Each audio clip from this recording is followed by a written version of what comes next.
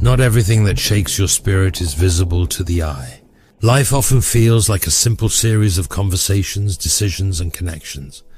But lurking behind the curtain of the natural world is a spiritual realm filled with forces warring for influence over our lives. Sometimes, the enemy's most effective weapon isn't an outright attack. It's an unsuspecting soul in your circle, unknowingly carrying darkness. As C.S. Lewis said in the Screwtape Letters, "When evil cannot defeat you head-on, it will try to recruit the people closest to you. This recruitment doesn't come with loud declarations. Instead, it's subtle.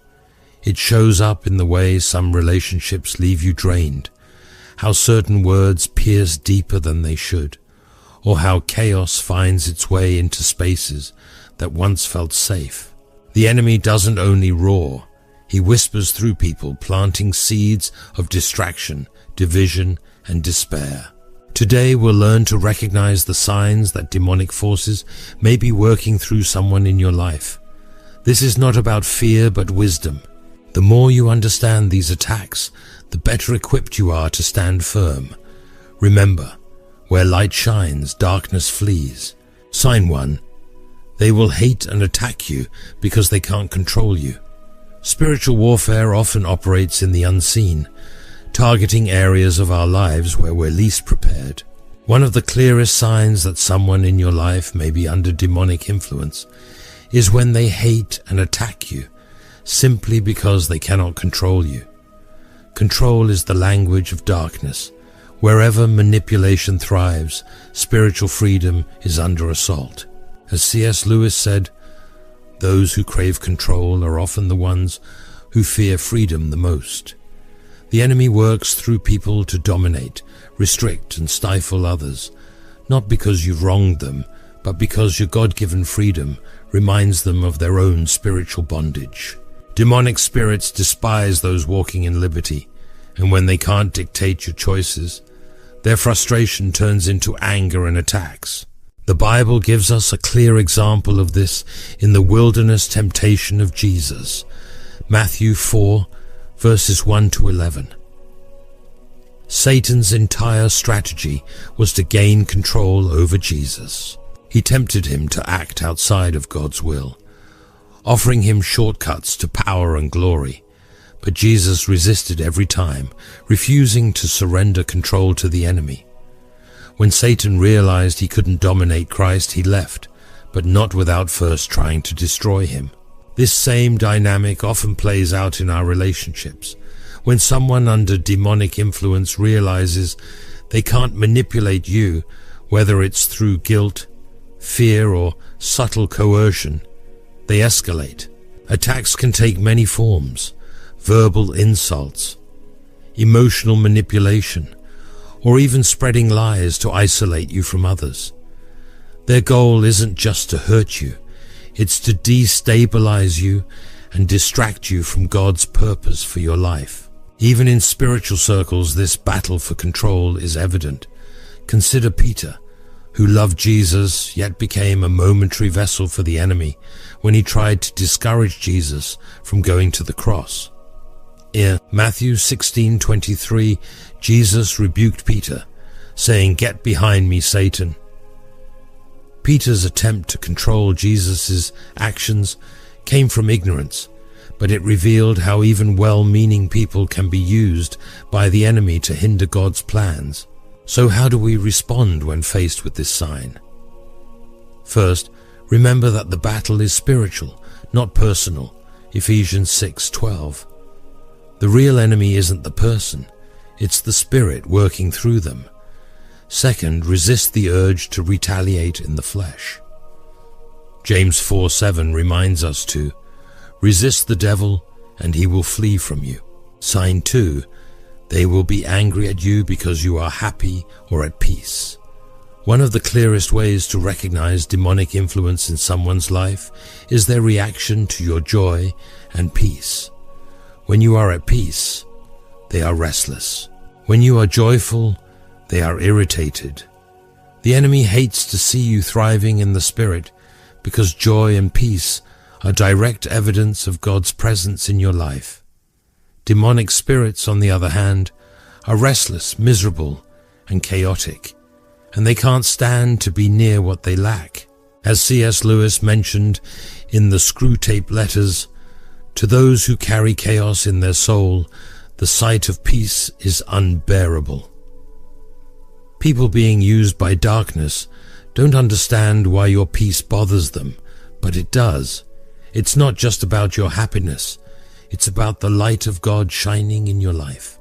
Peace and joy are weapons of spiritual warfare, exposing the emptiness of darkness. The Bible confirms this truth. Proverbs 4:16 says, "For they cannot rest until they do evil. They are robbed of sleep till they make someone stumble." Those walking in spiritual darkness feel an inner turmoil that drives them to disrupt the peace of others. It's why they gossip, stir up arguments, or sow seeds of discord. Their spirit is in rebellion against God, and your peace reveals what they don't have. Think about the life of Jesus. Everywhere he went, he brought peace, healing, and joy. Yet he was hated by many, especially the Pharisees. Why? Because his very presence exposed the pride, jealousy, and sin in their hearts. In the same way, when your life reflects God's peace, it unsettles those who are still in darkness. When you are joyful, their irritation grows. This anger often doesn't make sense. It's not rooted in anything you've done to them. You've simply become a target because your joy is a reminder of the spiritual fruit they lack. They may try to steal your peace through criticism, drama, or false accusations. The goal of the enemy is to drain you emotionally and spiritually so that you lose your focus on God. But you must guard your heart. Philippians 4:7 says, "The peace of God, which transcends all understanding, will guard your hearts and your minds in Christ Jesus." Don't allow their irritation to disrupt the peace God has placed in you. Sign 3. Your lifestyle and light remind them of who they are not. A powerful way to recognize when someone is under demonic influence is their reaction to the light you carry.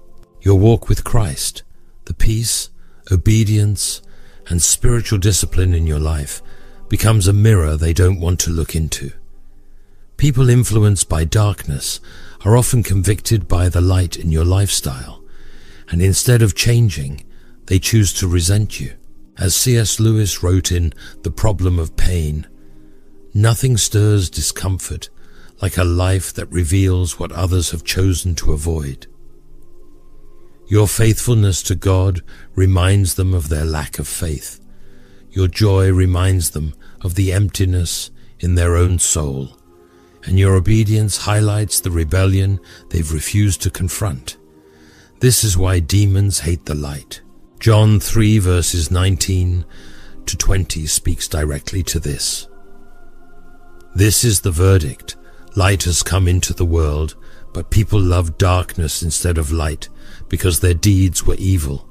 Everyone who does evil hates the light and will not come into the light for fear that their deeds will be exposed."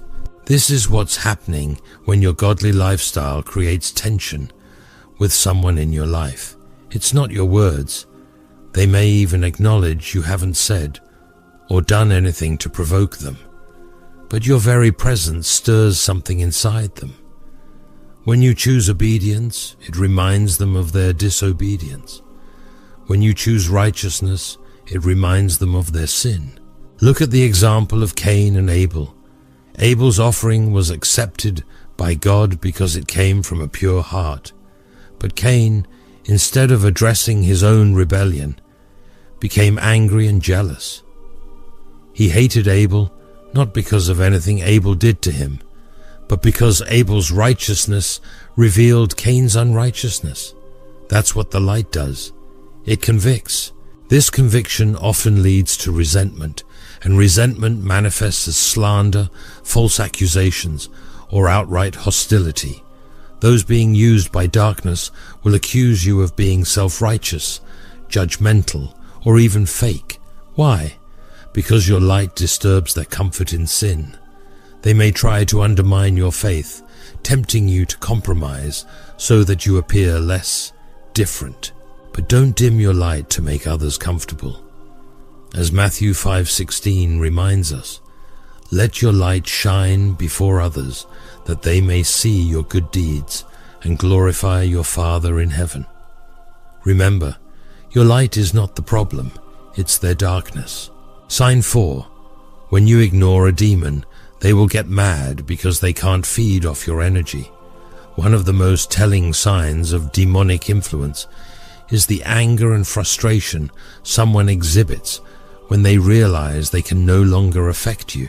Demonic spirits thrive on attention. They provoke, disrupt, and manipulate, hoping you'll engage with their chaos. When you refuse to react, when you stay focused on your purpose and anchored in God's peace, they lose their grip, and this infuriates them. C.S. Lewis wrote this in The Weight of Glory. Some battles are won simply by refusing to fight on the enemy's terms. Demons feed off your reaction. If they can't draw you into their cycle of conflict, drama, and negativity, they begin to lose their power. This is why ignoring them, resisting the urge to explain, defend, or retaliate is such a powerful strategy. The Bible reinforces this. In James 4:7, submit yourselves then to God. Resist the devil and he will flee from you. Resisting doesn't always mean fighting. Sometimes it means refusing to give the enemy the energy and attention he craves. Demonic spirits despise being ignored because they thrive on distraction. Think about the story of Nehemiah. While rebuilding the wall of Jerusalem, Nehemiah faced constant opposition. His enemies, Sanballat and Tobiah, repeatedly tried to distract him with accusations, schemes, and demands for his attention. But Nehemiah's response in Nehemiah 6:3 was simple. I am doing a great work, and I cannot come down. He ignored their attempts to pull him away from God's mission. And because Nehemiah stayed focused, the enemy's plans failed. This same principle applies in your life. When someone under demonic influence can no longer provoke a response from you, they often escalate their attacks. They may spread rumors, stir up drama, or enlist others to join in their attempts to derail you. But the moment you engage with their chaos, you give them power. Ignoring them doesn't mean being passive. It's about choosing where to focus your energy. Jesus modeled this perfectly. When the Pharisees tried to trap him with questions or accusations, he often responded with silence or redirected the conversation to his Father's truth. He didn't waste energy debating with those who were spiritually blind. By refusing to react, you are protecting your peace and staying in alignment with God's purpose. As Proverbs 26:4 advises, do not answer a fool according to his folly, or you yourself will be just like him. Sign 5, they have a love-hate relationship with you. One of the more subtle but revealing signs of demonic influence is when someone has a love-hate relationship with you. One moment they admire and support you, and the next they criticize or tear you down. This emotional inconsistency, one day being your biggest cheerleader, the next your harshest critic, can leave you drained and confused. It's a sign of spiritual warfare at work, targeting your peace and stability. As C.S. Lewis said, when love and hate come from the same source, it's not the person speaking, it's the battle within them. This tug of war in their behavior often stems from internal conflict. On one side, they are drawn to the light you carry. On the other, the darkness influencing them resents it. Their reactions are not just emotional, they are spiritual. James 1:8 describes a double-minded person as unstable in all their ways. This instability creates a constant cycle of approval and rejection.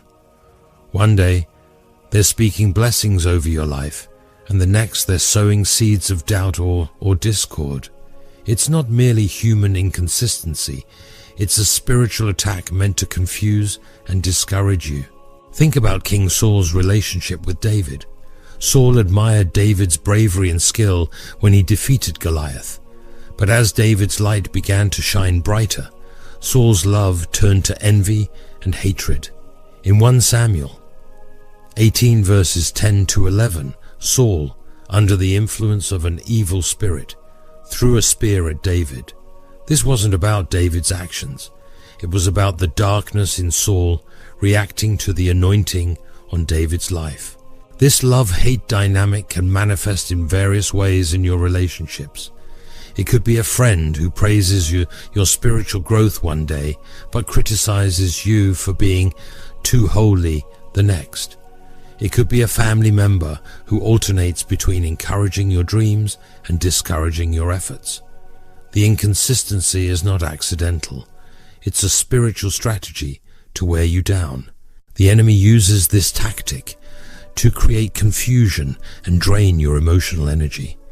It's a way to make you question your calling, doubt your worth, or second-guess your decisions. But recognizing the pattern is the first step in overcoming it. As Proverbs 4:23 says, "Above all else, guard your heart, for everything you do flows from it." You must protect your spirit from the instability of others. This doesn't mean cutting them off completely, but setting healthy boundaries and anchoring yourself in God's truth. Sign 6. They get other demons to try to pull you down. One of the most frustrating and exhausting signs of demonic influence is when someone doesn't stop at attacking you directly. They gather others to join in. This is a classic strategy of the enemy, isolation through collaboration. When one tactic fails, demons rally reinforcements to increase the pressure, hoping the weight of multiple attacks will overwhelm you. When you're on fire for God, when you're walking boldly in your purpose, the enemy knows that you're a threat to his kingdom. To counteract your progress, he'll work to amplify his attacks by recruiting other voices, other spirits, or even entire groups of people to come against you. Think about the story of Jesus. As his influence grew, the Pharisees and religious leaders didn't just oppose him individually. They gathered others, including Judas, to orchestrate his betrayal, Luke 22 verses 3 to 6. Their goal wasn't just to silence him. They wanted to completely destroy his work. In the same way, when you're making progress in your calling, the enemy will recruit others to sow discord, spread lies, or block your path. This tactic can feel personal, but it's entirely spiritual. The enemy uses division to isolate you and make you question your strength. It's like the crabs in a bucket mentality. Whenever one crab starts to climb out, the others instinctively pull it back down. People under demonic influence will often try to do the same to you, especially when they see you growing, leveling up, or breaking free from patterns they're still stuck in. This is why spiritual discernment is so critical. Not everyone who smiles in your face is truly for you. Some may even appear supportive, but deep down, their hearts are unsettled by your success. These individuals become easy targets for the enemy to manipulate, drawing them into the attack against you. But take heart. This tactic, though powerful, is not stronger than God's protection. As Isaiah 54:17 declares, "No weapon forged against you will prevail, and you will refute every tongue that accuses you." Sign 7. Your spirit will feel drained when you're around them. One of the most obvious signs of demonic influence is how your spirit feels when you're around someone. If you find yourself consistently feeling drained, burdened, or unsettled after spending time with a particular person, it's often more than just personality differences or exhaustion. It can be a spiritual warning. When someone is being used by demonic forces, their presence can sap your spiritual energy and disturb the peace of the Holy Spirit within you. Demons working through others aim to steal your joy, deplete your energy, and weaken your resolve to follow God's purpose. This isn't always intentional on their part. They may not even realize the spiritual forces influencing them, but the effect on you is undeniable. Think of the people in your life who leave you feeling uneasy or heavy-hearted.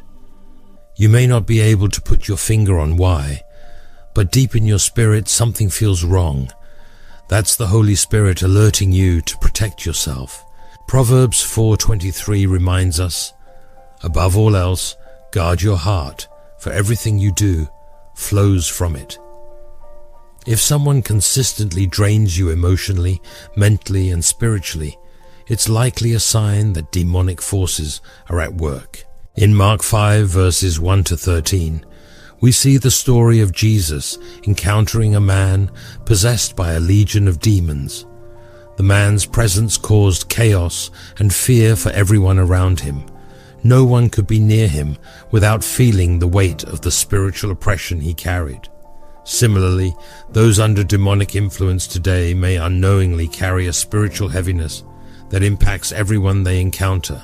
This isn't just about dramatic, overt displays of spiritual oppression. It can be subtle, negative words, constant complaints, or persistent drama. Over time, these interactions weigh on your spirit, pulling you away from the joy and peace God has given you. If you feel this way with someone close to you, a friend, co-worker, or even a family member, it doesn't necessarily mean you should cut them off entirely, but it does mean you need to set boundaries. We've explored the 7 signs that demons may be using someone in your life. This is not a call to fear, but a call to discernment and action. Recognizing these signs is the first step toward guarding your heart and walking boldly in the light of Christ. Remember, this is spiritual warfare, and the enemy's goal is to distract, drain, and derail you from fulfilling God's purpose. But take heart. God has already equipped you with everything you need to overcome. Stay close to God through prayer, immerse yourself in His Word, and lean on the Holy Spirit for wisdom. As Ephesians 6:11 reminds us, put on the full armor of God so that you can take your stand against the devil's schemes. No matter who or what comes against you, know that God is your protector, your strength, and your peace. If this message spoke to you, don't keep it to yourself. Share it with someone who may be struggling with these signs in their own life. Let's encourage and uplift one another as we stand firm in faith. You didn't find this message by chance. It is part of something far greater. Have you ever felt different, like the world couldn't quite understand you? That deep sense of being set apart wasn't random. It was God's way of preparing you for a purpose beyond what you could imagine. C.S. Lewis profoundly said, "You are never too old to set another goal or to dream a new dream." Think back to your life.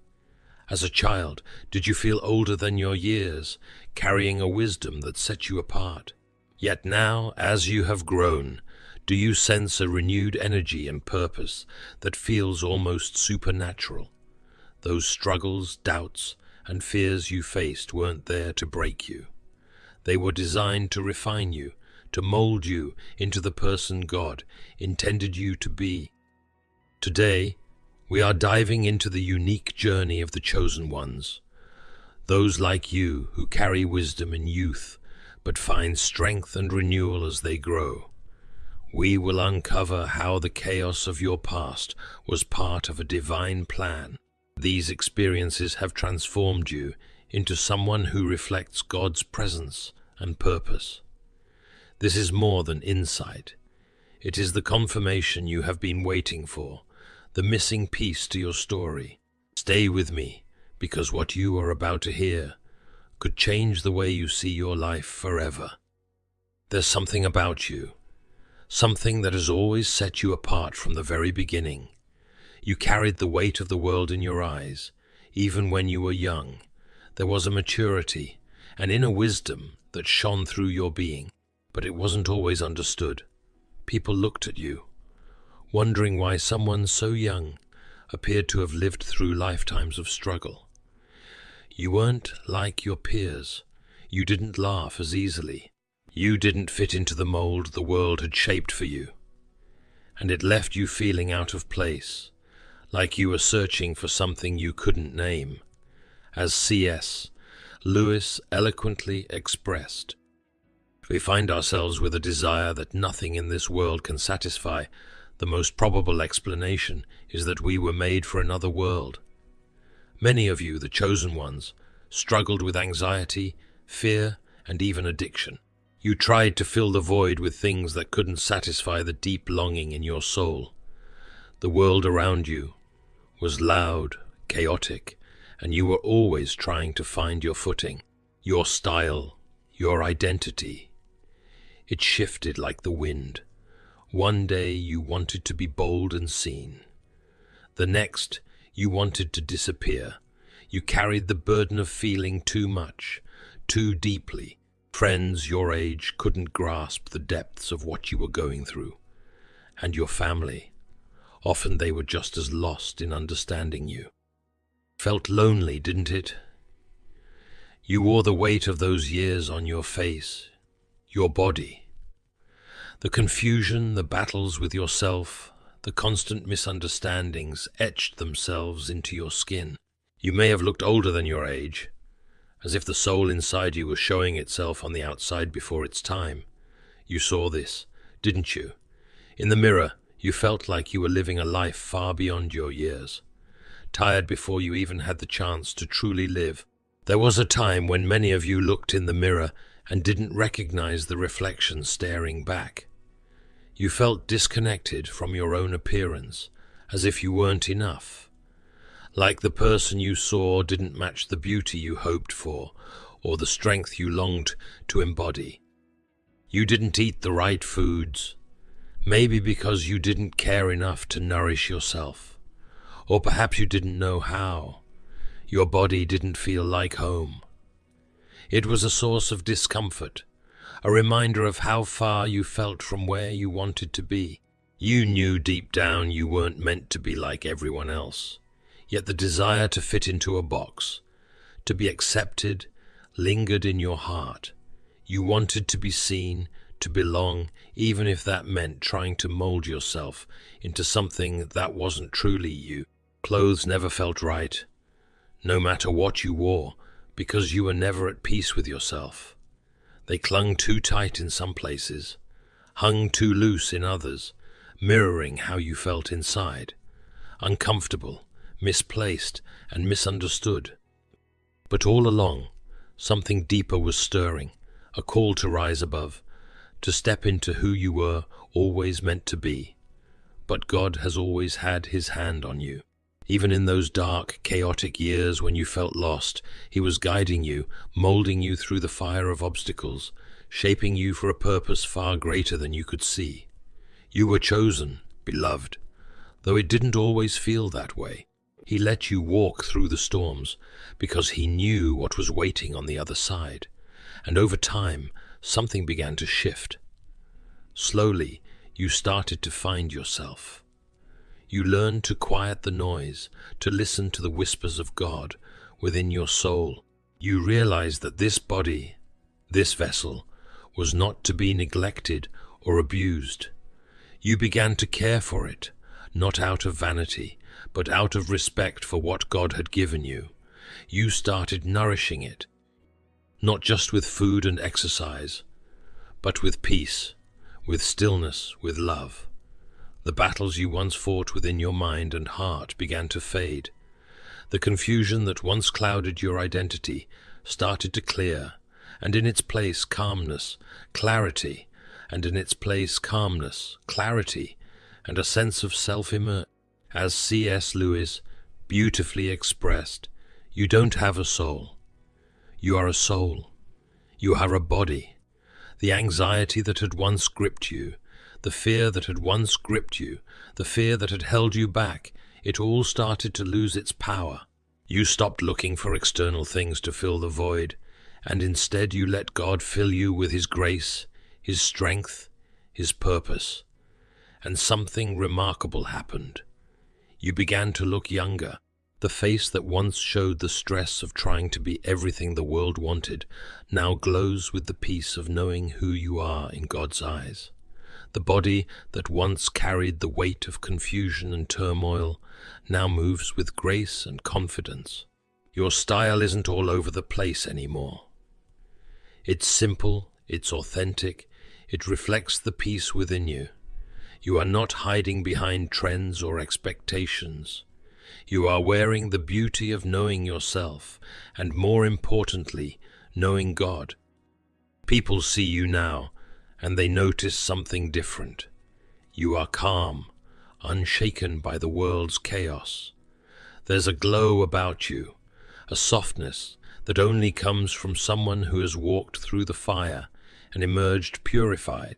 Your energy is magnetic, but not in the loud attention seeking way of the world. It's quiet, powerful, grounded in something deeper than flesh and bone. It's the light of God shining through you. You once felt misunderstood, like no one saw you for who you truly were. Now you don't seek to be understood by everyone, because you know that not everyone is meant to walk your path. You've found peace in being set apart, in being chosen. The chosen ones, after all, are not here to blend in with the world. They are here to transform it. You may still feel different, but now you wear that difference with pride, with honor. You know that God has placed something within you that the world needs, even if it doesn't yet realize it. Yes, the journey wasn't easy. It took time. There were days when the burden felt too heavy, when the anxiety felt like it would swallow you whole. But through every moment, God was with you. He saw your tears, your struggles, your moments of doubt, and He whispered, "Hold on, I am making something beautiful out of your pain." And now, here you are, standing in the glow of that transformation. As you've transformed, people around you have begun to notice. Some are drawn to your newfound peace, your glowing presence, and they admire the strength and beauty that radiates from within. They see the change, and it inspires them, but not everyone responds with kindness. Some are envious of your growth, threatened by the light that now shines from you. They may try to tear you down, to diminish the glow you've worked so hard to cultivate, but they can't touch it. The strength you carry is from God, and the glow of a good soul cannot be destroyed by envy or malice. It is a divine light that stands strong against any attempt to dim it. What they don't understand is that your transformation isn't just physical. It's spiritual. God's hand is on you, and no force can break what He has built within you. As we sit here now, in the presence of who we have become, we glance back at the images of our younger selves. We sift through those old photos, the ones we used to shy away from, the ones that once made us cringe or feel small. But now, something's different. We see beauty in those faces, in those fragile bodies. We see strength in the eyes of the child or the young adult we used to be. How blind we were to the beauty that was always there, wrapped in innocence, cloaked in the struggle of finding ourselves. We look at those photos now, and the tears that fill our eyes are no longer from a place of shame or regret, but from love. How could we not have seen it back then? The beauty that radiated from us, even in our confusion, even in when we thought we were lost. We see now how brave we were, standing in the middle of a world that never understood us. But still, we kept moving, we kept trying, and that's where the beauty lived, not in the perfection of the surface, but in the strength, that carried us through each day, despite the weight we were bearing on the inside. We were so young, so fragile, and yet so strong. Those little bodies, those innocent minds, they knew nothing, yet they carried us through everything.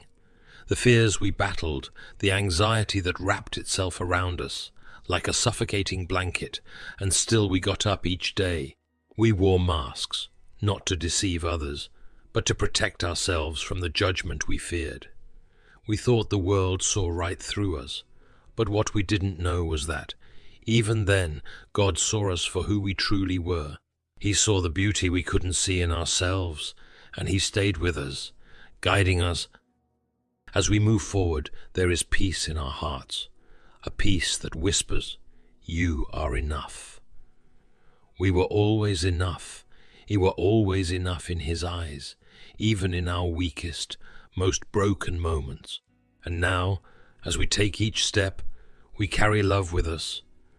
Love for where we have been, love for where we are now, and love for the unknown future that awaits.